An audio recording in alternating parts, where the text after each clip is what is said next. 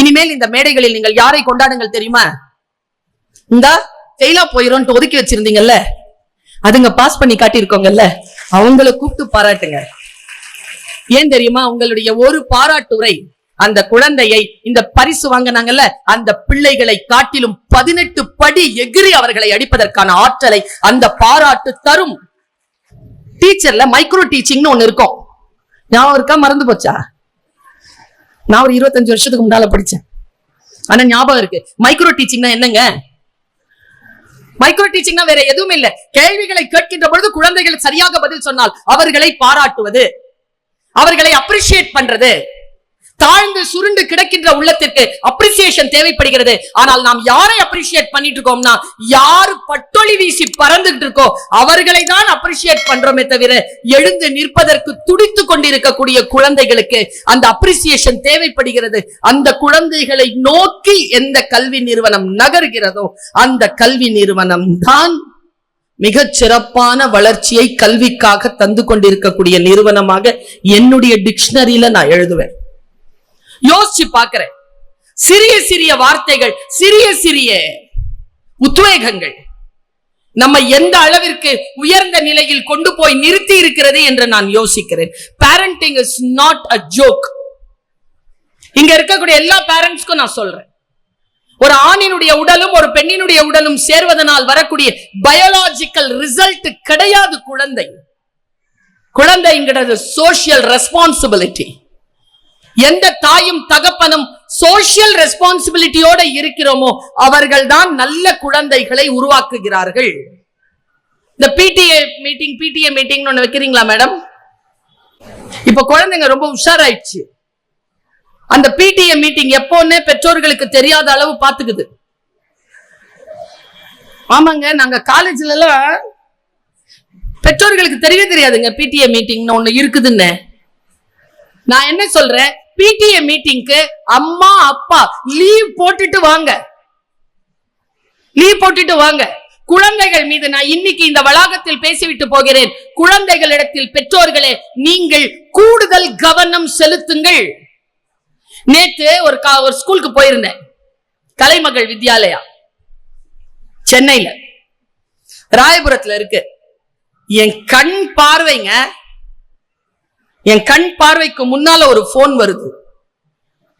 எங்க ப்ரோக்ராம் இருக்குன்றதுனால அவங்கள 2:30 மணிக்கு விட்டாங்க ஸ்கூல்ல.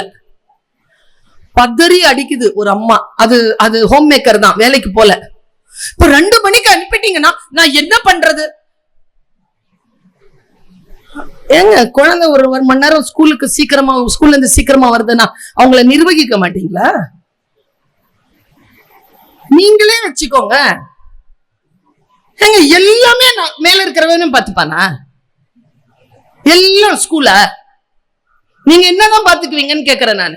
மேடம், இது என் சொல்ற பேச்ச கேட்க மாட்டேங்குது மேடம். சரி, நான் என்ன செய்யட்டும்?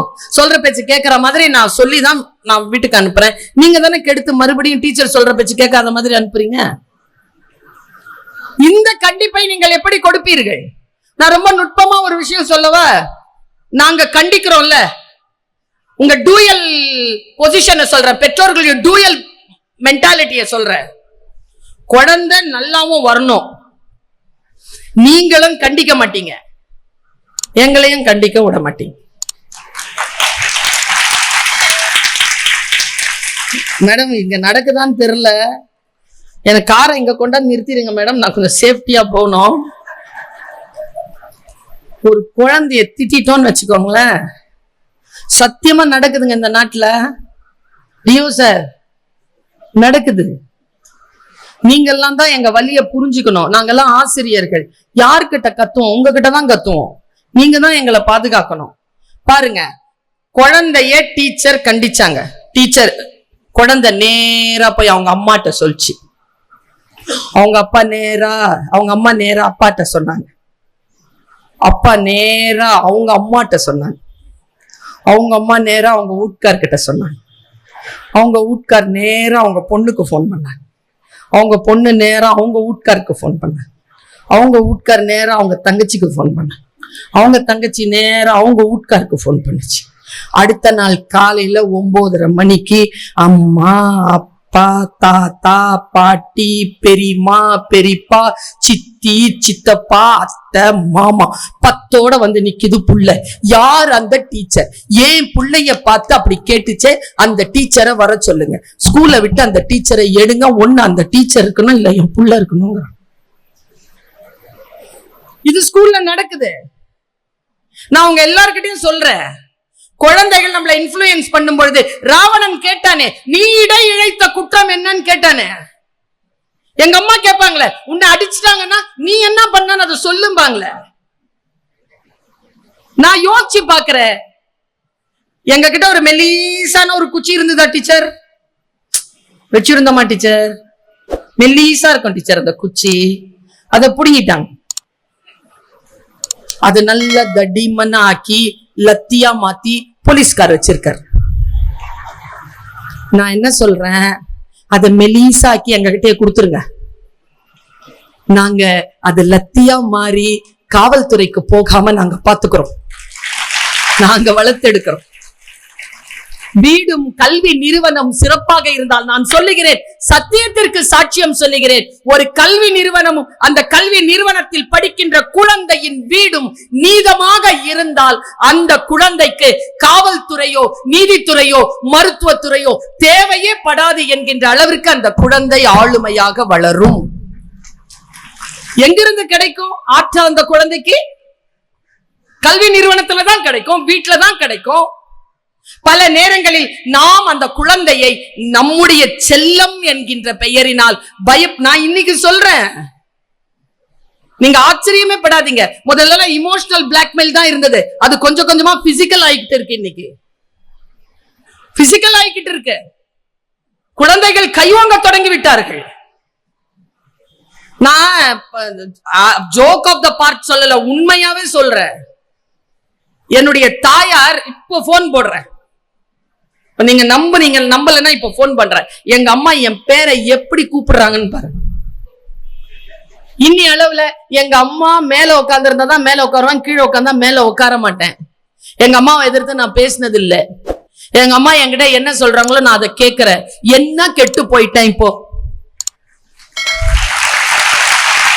ஒரு பல்கலைக்கழகத்திற்கு கீழே இயங்குகின்ற ஒரு கல்வி நிறுவனத்தில், அரசு உதவி பெறும் கல்வி நிறுவனத்தில் யூஜிசி பேமெண்ட் வாங்கிக்கிட்டு தமிழ் துறையின் தலைவராக இருக்கிறேன். என்ன கெட்டு போச்சு? 32 நாடுகளுக்கு மேலாக பயணம் செய்கிறேன். எங்க கெட்டு போனேன் நான்? இதோ இத்தனை மக்கள் கை தட்டுகின்ற அளவிற்கு மேடையில் வந்து கம்பீரமாக நிற்கிறேன். எங்கே கெட்டு போனது என் புத்தி? என் தாயின் பேச்சை, என் தகப்பனின் பேச்சை இன்றளவும் நான் மரியாதையுடன் கேட்பதனால் ஒருபோதும் என் உயர்வு பாதிக்கப்படவில்லை, கூடியதே தவிர குறையவில்லை. குழந்தைகளுக்கு இது சொல்லி தரணுமா இல்லையா? பெற்றோர்களிடத்தில் பணிவாக இருப்பது,